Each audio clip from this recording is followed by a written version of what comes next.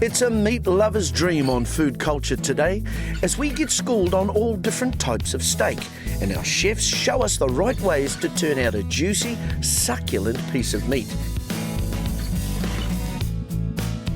If you thought a steak was just a steak, then think again. We will show you a 200-gram steak that could cost you $100, right through to a huge steak sandwich for just under $20.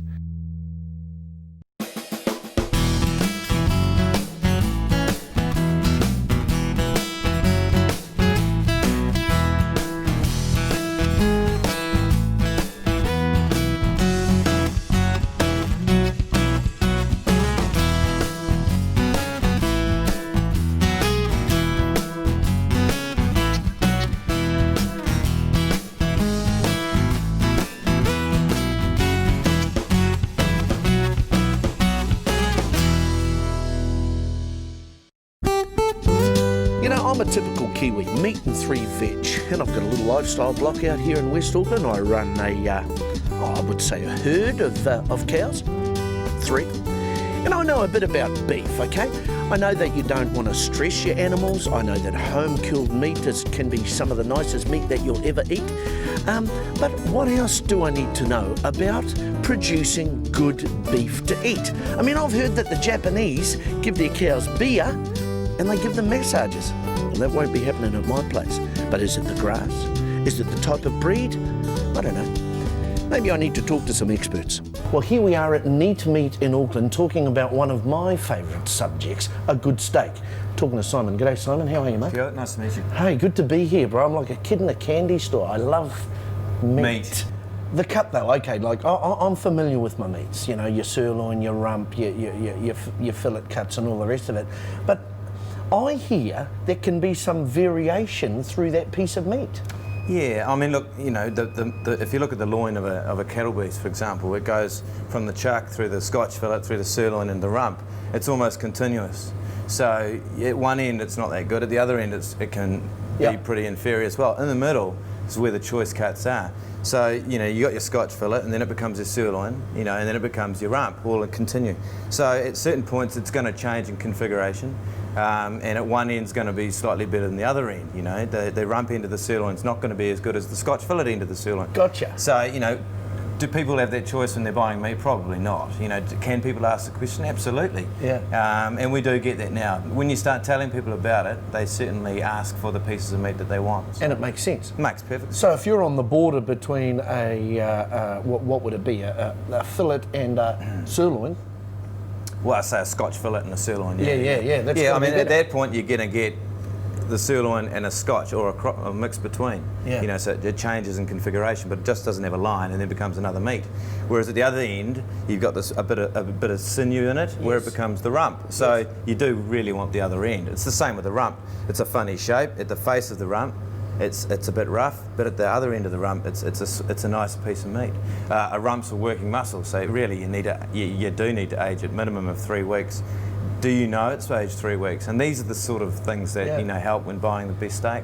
Here we have 3 different pieces of sirloin. This is the wagyu, which is the premier cut. This is the grass-fed. The fat is slightly yellower, and this is the grain-fed, 90-day grain-fed, where the fat is slightly whiter. I'm just going to cut the sirloin to show you the 3 different pieces.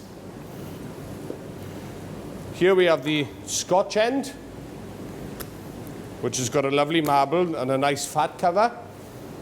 And then we have the loin end in the middle, which is equally as tasty. And then as we get towards the rump end, I'll just take a slice off. And you can see running right through the middle is a piece of sinew. So this is what you need to be careful when you're shopping, is that you don't get caught out. It's still sirloin, but as you can see through the middle there's quite a big bit of sinew, which can be quite tough and chewy. Now, I want to ask you some basic questions, and really it's about the quality of meat, good, bad. What are your thoughts? You guys sell premium meat here. Yeah, we do, but I mean, it's grown right around New Zealand. It's accessible by anybody. And I think that the key is just understanding what you're buying. Yep. It's also understanding the other things like aging, you know, which part of the sirloin you're going to use, which part of the eye fillet, these sorts of things. There's no rocket science in it. And I think that part of the evolution of meat, if you like, is educating people that there's not one type of sirloin out there. There's probably 20 types of sirloins that can be chosen from. So, hang on, 20 sirloins? Well, yes. I mean, you've got your PA, you've got your prime steer, you've got your breed specific, you've got your imported, you've got your grain fed, your grass fed, your high pH, your cold bone, your hot bone. Yeah. So, you know, there is all this variation, and you're not going to be told normally when you're going into retail, you know, what sort of sirloin, as an example, you're buying. It's a case of being able to talk to the butcher or the person that's actually bought that meat, and actually telling you what part of the animal or where the animal's from, that sort of thing. So you guys know that though, eh? I mean, you buy your meat for specific reasons, and it could be grain-fed or grass-fed, and you've got a market for all those types. Yeah, well, I mean, our primary market is to chefs, and of course chefs are always going to respond to the quality of meat we give them. You know, they don't give us a second chance, and if they do, they don't give us a third chance. So, you know, and they're getting it from their customers. You know, restaurants have to be careful what they serve. And, you know, New Zealand restaurant or New Zealand dining is becoming much better now than it used to be. So that education, that communication is very important. So, you know, nowadays we can't afford to sell anything that's inferior. And so we specialise in sort of breed specific, like Angus, for example, Angus Pure. We do a grain finished beef as well, because, you know, you've got to have not just one choice, but several to fit the client's needs. And then it's becoming more and more increasingly sort of discerning, that is, the customer. So Simon, as Kiwis, we've learnt a lot about wine and we've grown a lot over the last 10 years. Have we done the same with meat? We're miles behind the wine industry. I mean, they've perfected the way of selling, you know, 10,000 different types of Pinot Noir, you know, like $10 to $10,000 for a bottle. Meat's very similar in that regard, but and the same with the range too. I think people are. I mean, we've created the 6-star system, which makes it the responsibility of the person to decide on the type of meat that they want. You know, do they want a wagyu? Do they want a grain fed, or do they want a cheaper one? It's all sirloin at the end of the day. It just becomes their choice. And it's all relevant to cost. Absolutely. I mean, you know, a middle of the road restaurant can't afford to go a 6-star piece of meat. It'll go 3-star and buy a better cut, for example, an eye fillet rather than a rump. Whereas a very high-end restaurant could go wagyu rump or wagyu sirloin or something and actually cost it right, so it actually does make money on that. I called in to see Craig White, who is a butchery manager at the busy inner city New World supermarket at Victoria Park. G'day, Craig. How are you? Nice to meet you. You Mate, too. now you're the head of the meat department down here at New World in Victoria Park, right? That's correct, yep. Okay, you're not a vegetarian? No, love meat. Passionate about meat. Mate, we're talking about choice cuts, we're talking about meat, and you know, and I'm familiar with your premium sirloin and your fillet and all the rest of the stuff we dream about. But mate, I'm actually a big fan of a good old rump steak. Okay, what do you reckon? You know, it's not the most popular cut, is it? No, it's not, but it's beautiful tender. Yep. And the things that you can do with rump, it's so versatile. We can put it into schnitzel, we can use it for diced, we can also roast it. A roast rump is beautiful. Oh, okay. Just slow cooked, either medium rare or well done. Yep. Plus you can also have your traditional steaks as well. Put it on the barbie or whatever. Yeah. And the secret to a good rump is to make sure there's plenty of heat, right? Nice and quick. Plenty of heat, Yeah. yep. The chefs will all tell you that. Plenty of heat, turn it up, bang it on, boom, away you go. Don't play with it. Don't play with it. Flip it over once. Flip it over, that's it. Yep. Yeah. Bit of mushrooms and away you go. Okay, I mean, a lot of people know this, but some people don't, because the rump is from the hard-working part of the animal, isn't it? Yep, it's from the butt. Consequently, it can be a little bit tougher. It can be, Yeah. it can be. But if it's hung also too for 2 or 3 days, that can help as well. Yeah. It breaks down the tissues in it. Yeah. And then, and a lot of people use it, like I say, for stewing and that as well. Yeah. Beautiful in stews. Yeah, Slow yeah. cooking, beautiful. Yeah, good winter tucker. Yep. Because some people don't even, especially modern people, you know, the Y generation, Yep. bro, they don't understand the concept of hanging meat. They just think it's probably an unhealthy thing to do. But that's where you get the good meat from, isn't it? It is, yep. Yeah. Yeah. Back in the old days, we used to leave it till it went black, and then we trimmed off the blackness and away you went. Yeah. But nowadays, people want that redness. They want it as fresh as possible. But Yeah. that's not always the best case, because quite often the redness looks nice, but it doesn't mean that it's tender. So don't be fooled by the colour. Don't be fooled, no. Yeah. No. Okay. So here in this supermarket, what are your popular cuts? Eye fillet. Right. Eye fillet. Big eye fillet, then it'll be scotch, Yeah. and then sirloin, and then sort of rump. Yeah. But saying that, when rump's on special, Yeah. we also sell a lot of rump. That's right. And if you've got 150 mates, like you probably have, coming around for a barbecue, nothing wrong with the rump. Can't beat a bit of rump. Yeah. Yep, it's the way to go. Choice, bro. Coming up, we get down to business and cook up a few choice steaks.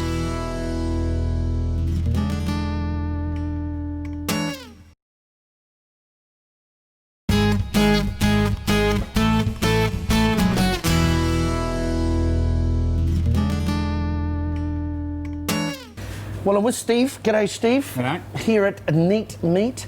Mate, I've got to ask you the big question. What is the secret to cooking a good steak? Well, the first secret is a good piece of meat. If you've got a rubbish piece of meat, you're going to have a rubbish steak. But, you know, there'll be people in this country, well, actually maybe it's changing, who'll say, well, you know, sirloin and rump, they have their favourites, but... But there's quite a massive difference between one sirloin and another. Yep. We can go through 3 steaks I have here, Yep. which are completely different. Yep. We're going to go through a grass-fed, which is Angus pure, Yes. which is purely fed on grass. We go to a grain-fed Angus, which for the last 150 days of its life is fed on grain. Right. And then to a wagyu, which is 400 days grain-fed. A what? A wagyu. Wagyu means 400... cow in Japanese. Does it? Yes. 400 days? Yes. So Mate, it's obviously not cheap then, because that's an overhead. Yeah, no, it's very expensive. How expensive? Well, you'd look at an average steak in a restaurant over here, about $100 for 220 grams. Right. Okay, that is. So, yeah, it's but quite it's special. But it is special, yes. Yeah. Now, what's the difference? Okay, flavour-wise, you know, the main difference between grain and grass. With a grain fed, it's best to cook it a little bit more. It's not great as a rare steak. With a grass fed, it's better to cook it nice and rare. Keeps its juices. The grain fed has more fat in it, so it holds better. Right.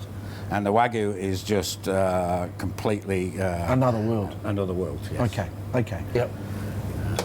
A little bit of olive oil, Good quality. good quality. Nothing wrong with the barbie, eh? Nothing wrong with Nothing. the hot plate, No. eh? It's great. A barbie is probably the best thing to cook it on. Yep. If you've got a really good one. Yep. The only things you need on this is a little bit of sea salt. Good. But you can use any salt, really. Yeah.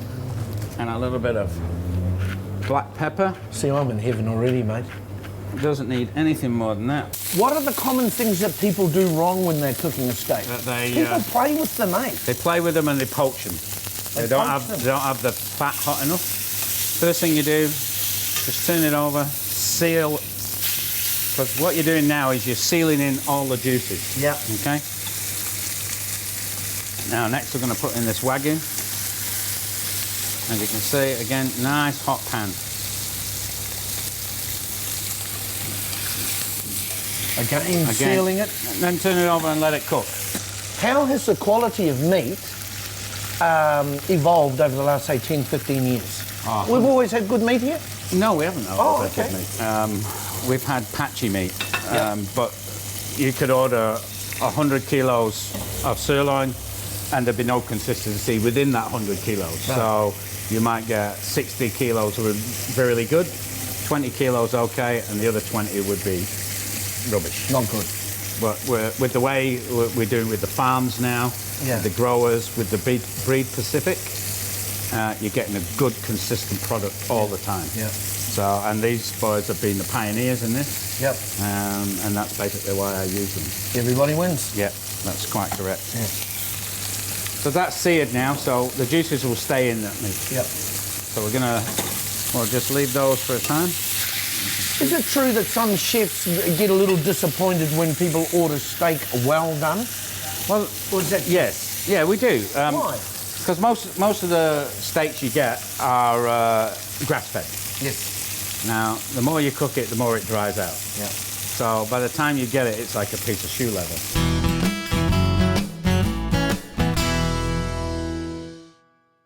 If you don't let your meat rest, when it's cooked, all the tendons will crunch together. Right. Just like anything else when you heat it. So as you let it rest now for 3 or 4 minutes, they will relax and your steak will become 10-15% tender, more tender than when you start. Here we go. First one. This is the very expensive. Is it? There you go. Look at I'm hardly moving that knife. Look at it go through. And this is the wagyu. It is 6-star. 6-star.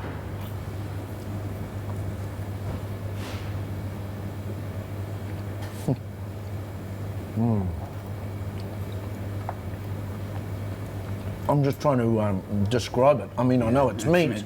I know it's meat, but it's not. It's not something you've tried before.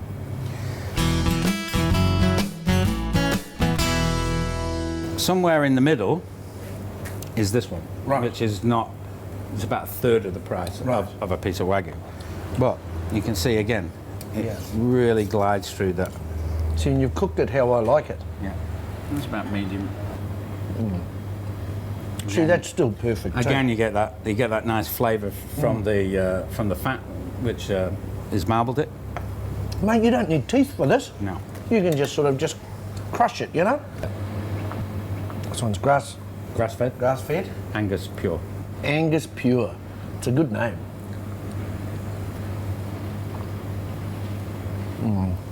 It's still a beautiful piece of meat. There's nothing to say other than it's just superb. But it's slightly different to the other ones. They're not the same.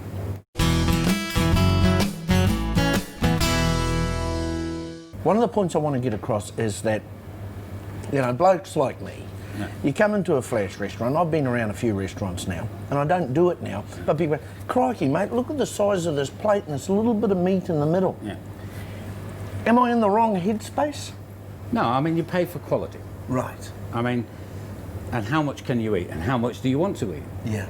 It's a lot of the restaurants now, especially the steak restaurant, will sell you by the gram. So if you want a 400-gram steak, Right. you pay for a 400-gram steak. If you want a 200-gram steak, you get a 200-gram steak. Of And top quality. Of top quality, but it's Yeah. all about quality.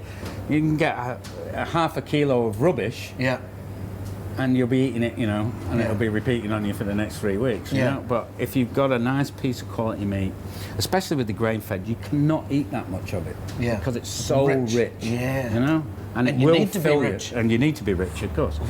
But you don't need to be rich to eat the middle. No, The middle. no. The middle one. You can buy this for about $4 a kilo more than you can buy from a grain-fed. So Right. you can experience Yeah. nearly wagyu, but not quite. It's first class. Now, what do you say? Because there are some people out there, good people, I'm sure, that will get a top quality steak like that, prepare yourself, and they'll put tomato sauce on it, mate. What do you say to that?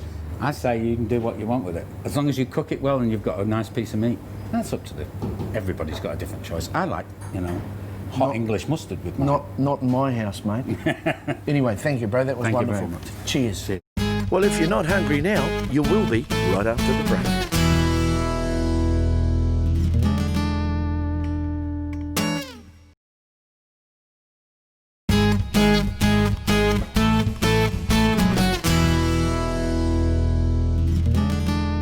We'd heard a rumour that the Body Fuel Cafe in Taupo was serving up a pretty mean steak sandwich, so we thought we'd better check it out for ourselves.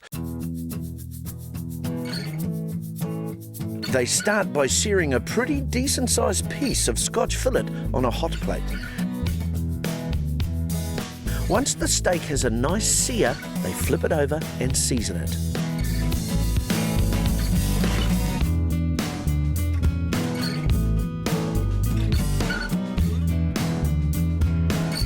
When the steak is a few minutes from cooked, they like to serve it medium rare, they start cooking their signature curly fries and toast the bread for the steak sandwich.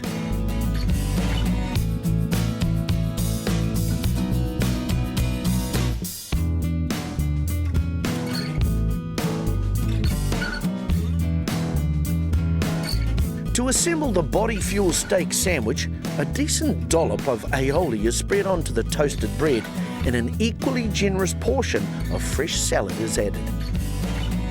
The steak is then added to the salad with an optional fried egg. Oh, you gotta have the fried egg. And mate, it's gotta be runny. And then topped with caramelised onions, cherry tomatoes that have been roasted in garlic, oil and fresh thyme. Some fresh micro cress is added, a spoonful of beetroot relish and a drizzle of barbecue sauce is added to top off the dish. Oh, be sure to save room for the curly fries. They are delicious.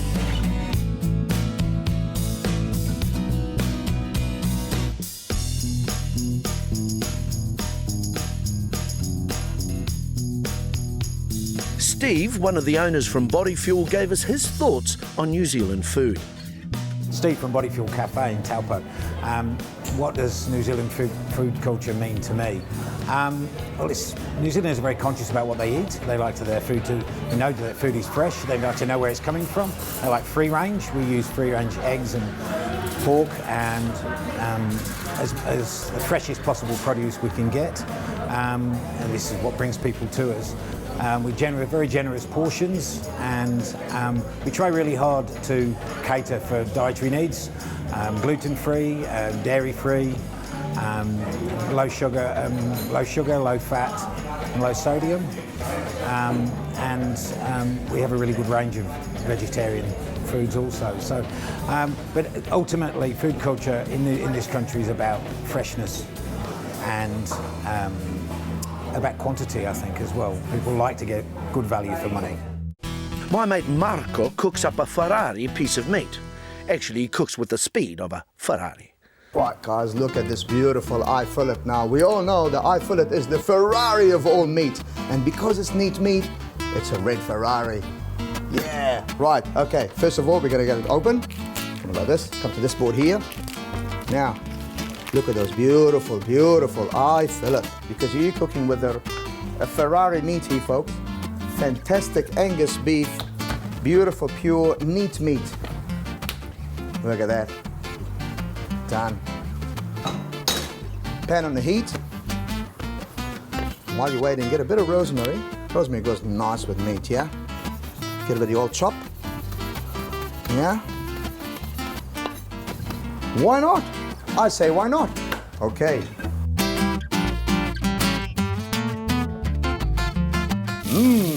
Can you hear this? Beautiful. Here's your neat meat cooking neatly.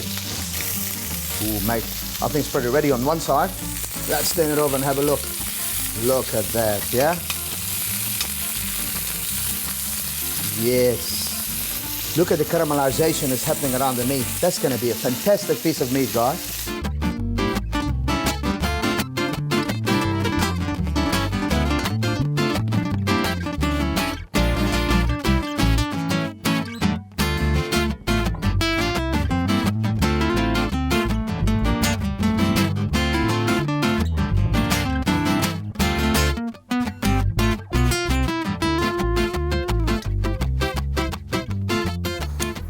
God, this is beautiful, ready to go.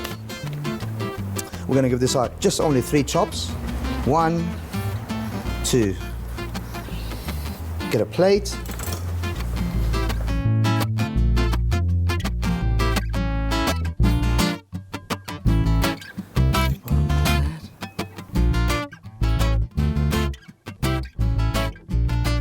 Voila, look at that. Eye fillet with a beautiful cream mushroom brandy sauce in less than 5 minutes.